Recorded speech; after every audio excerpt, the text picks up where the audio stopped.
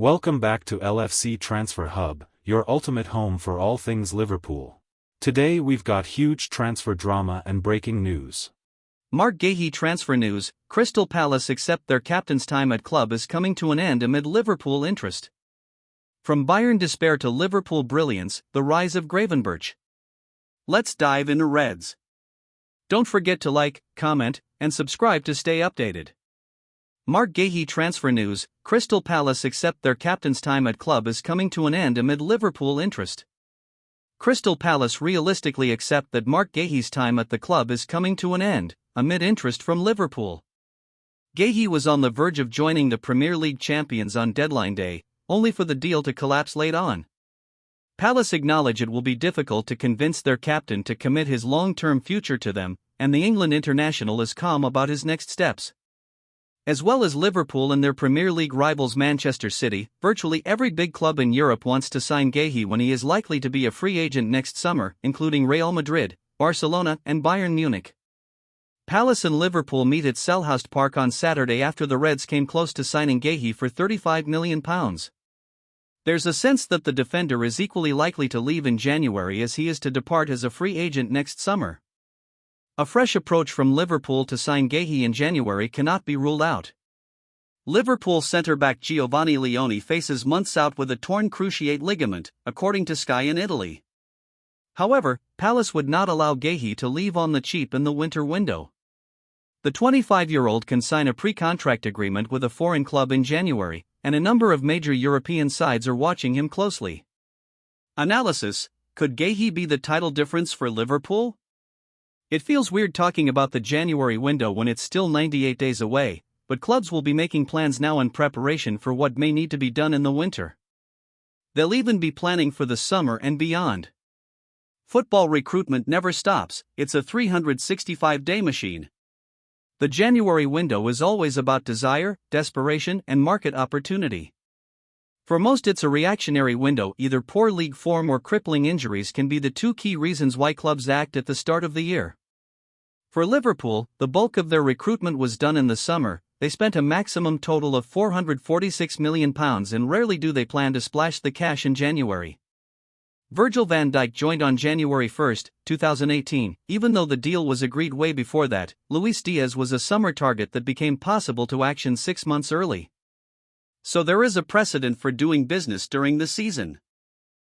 It's no secret that Liverpool wanted to add a centre-back to strengthen their squad after their failed deadline day attempt to sign Marc Guehi, and now with the long-term injury to Giovanni Leone, is Guehi still on their radar? In short, yes, but there are a multitude of factors to consider for any potential Guehi move in January. Guehi could sign a pre-contract with a team outside the Premier League. He could be encouraged to wait it out and have his pick of clubs in the summer. Someone else could tempt Palace with an offer, or Liverpool could go back in. Liverpool will also spend the next few months scouring the market to see what else is potentially available. The benefit of signing Guehi is that he's Premier League ready, and when you're potentially fighting for the title, that experience could be vital. But would Guehi want to leave a Palace side, where he's the captain and guaranteed to play, especially with the World Cup edging closer in the summer? Depending on what happens between now and January 1 will affect how they act, but the signing of Guehi, or another defender, could be the difference between silverware or not for Slot. Austin: Liverpool only have one world-class centre-back. Speaking on Sky Sports FC, Charlie Austin feels Liverpool must prioritise the signing of Guehi in January. They have to. They now need another centre-half to make it 4. They have 3 senior ones, which is fine, but they only have one world-class one in Virgil van Dijk, he said. He makes the other 2 play really well and up their level. It's a worry if he gets injured. He makes everyone on the pitch better. Van Dijk is so pivotal to that whole team and spine. If he stays fit, Liverpool will be fine until January, and then Guehi should be the number 1 priority. Marc Guehi comes in and he becomes the centre-back next to Van Dijk as he's on the way to becoming world-class. From Bayern despair to Liverpool brilliance, the rise of Gravenberch'S.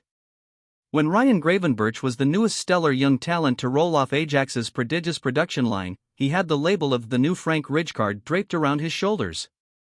The burden of comparison to the great Rijkaard, who won the Champions League, European Cup Winners' Cup and 5 Eredivisie titles with Ajax, as well as 2 European Cups with AC Milan, was a heavy one. When Gravenberch'S left Ajax for one season of struggle at Bayern Munich, there were fears that the rich and obvious potential the young midfielder possessed might not be fulfilled. Instead, rescued by Liverpool in a £34 million deal in September 2023, then nurtured by countryman Arne Slot after he succeeded Jurgen Klopp a season later, Gravenberch'S now stands comfortably along Europe's best in his position. Slot utilized Gravenberch'S as a holding midfielder when winning the Premier League in his first season, making this key decision after a proposed £52 million deal for Real Sociedad's Martin Zubimendi, now at Arsenal, collapsed. Gravenberch'S, with more attacking freedom, has moved to another level this season, Liverpool's standout performer as they have won 5 league games out of 5 to top the table.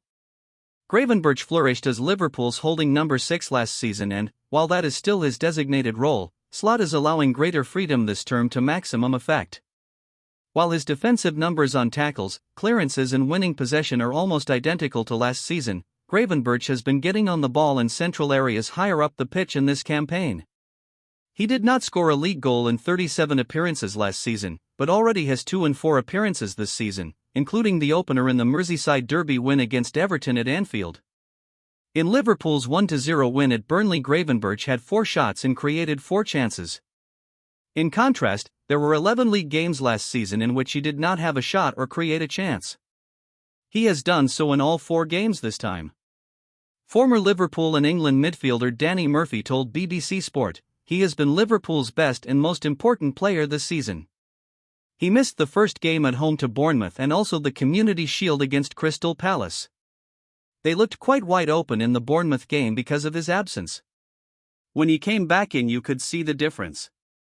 He has attributes very few midfielders have, which is brilliant spatial awareness plus the ability to glide past people. There are not many central midfield players who can carry the ball through the lines. Most midfielders are passers through the lines. He is a terrific passer, but his great body movement allows him to let the ball run across him, then he has that great athleticism, which allows him to glide past people effortlessly." Klopp described Gravenberch'S as an exceptional talent when he signed, but he made only 12 league starts in an indifferent first season at Anfield under the German. The arrival of Slot, plus the breakdown of that Zubimendi deal, proved the catalysts for Gravenberch'S transformation. While many Liverpool fans questioned the strategy of not moving into the markets after Zubimendi got away, Slot placed his faith in the player he knew from the Netherlands to solve his problem. Murphy said, Slot had obviously seen him play that role in Holland. Maybe he thought he was a stopgap, an experiment, but the reality is it has worked perfectly for them both. I spoke to Slot earlier in the season about different players, especially in the midfield area. He talked about Gravenberch'S in glowing terms, about how important he was to the team. When a manager speaks like that, you always sense just how highly they rate the player. I'm a big believer in, whatever your qualities, the confidence of the manager goes a long way in giving you the platform to thrive. In his first season he was used sporadically, so he couldn't get too much momentum. Most players will look back on their careers and have moments when they just fit well with a certain manager. It happened to me with Gerard Houllier at Liverpool. What Gravenberch'S has found in Slot is somebody who completely trusts him. Slot's impact is echoed by journalist Marcel van der Kraan, chief sports editor at Dutch newspaper De Telegraaf. He said, Liverpool came to the rescue after Bayern. When he came to Anfield he was in a stronger mental shape than he had been when he struggled in Germany. Arne Slot has put the final piece in the Gravenberch'S jigsaw. I worked with Slot as a full-time reporter on Feyenoord. If there's one ability which is Slot's best asset as a manager and coach, it is that he knows how to get the real strength out of a player. I've seen him turn so many players into new stars when we couldn't see it in the Netherlands. It's what he did with Gravenberch'S. He added more attacking style to his game, gave him more freedom, used his skills. From Bayern despair to Liverpool brilliance. Gravenberch'S signed for Bayern in June 2022 in a deal worth £16 million, but started only 3 games in his 24 Bundesliga outings in his 1 full season. It was a major disappointment, with then-coach Thomas Tuchel seemingly unconvinced by his value. In the Netherlands the feeling was that a move to a European superpower such as Bayern came too early. Van der Kraan said, when he first emerged, like a number of top talents from the Ajax Academy, he was referred to as the new Frank Rijkaard because of the athlete he is, his stature.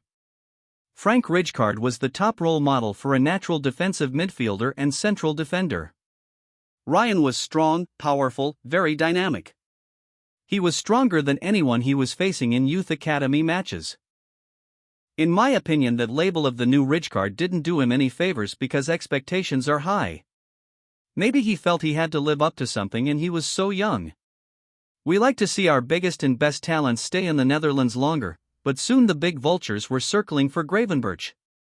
This time it was not from the Premier League but Germany and Bayern Munich. It was way too early for him. You want to see players grow up, mature and then move. He should have stayed at Ajax a couple more seasons, then go to the Premier League. It was his decision. The family is a proper sports family. He has a brother, Denzel, who is a professional footballer. They thought it was the right move but it didn't work out. It was too early, and German football is different from the Premier League. There is a different dynamic. Maybe because of his athleticism, the Germans and Bayern thought he was made for them. I always thought he was made for English football and he is showing that now. When he was at Bayern, he went through a tough time mentally, a really difficult time, and even his father, when he spoke to us, wondered if he would come out of the hole he was in at the time. He did, and now he is showing how good he can be at Liverpool. Better than Bellingham? How good can Gravenberch'S be? Gravenberch'S renaissance at Liverpool has placed his name among Europe's elite in his position, and Murphy has no doubts about his status. Last season he was the best in his position in that number 6 role, he said. Rodri missed virtually the whole season with Manchester City. He had been the best in Europe for 4 or 5 years. Gravenberch was the best in the Premier League last season, and he has started this season in the same vein. Arsenal fans will talk about Martin Zubimendi. Chelsea fans will talk about Moises Caicedo. Gravenberch has got more tools, more capability of doing things further up the pitch than those two. Gravenberch's struggles at Bayern had his admirers in the Netherlands fearing he might be a lost generational talent. Instead, he is now Liverpool's driving force and will be a key figure in national coach Ronald Koeman's World Cup plans. Van der Kraan said, amazingly, everyone in Holland thought the talent given to him when he was young, people thought he had lost it. There was one former player, Rafael van der Vaart, who played at Ajax, Real Madrid and Tottenham, who said at the worst time of Gravenberch's career, he's better than Jude Bellingham. Everybody laughed. Van der Vaart was absolutely ridiculed. Now this week people mention that and say, maybe Van der Vaart was right after all. Bellingham is a world-class player, but Gravenberch is up there with him. As for the Netherlands team, the midfield has been a very strong area, almost overloaded, but I guarantee this boy will be in that 3 in our 4-3-3 at the World Cup with Frenkie de Jong and Tijani Reinders.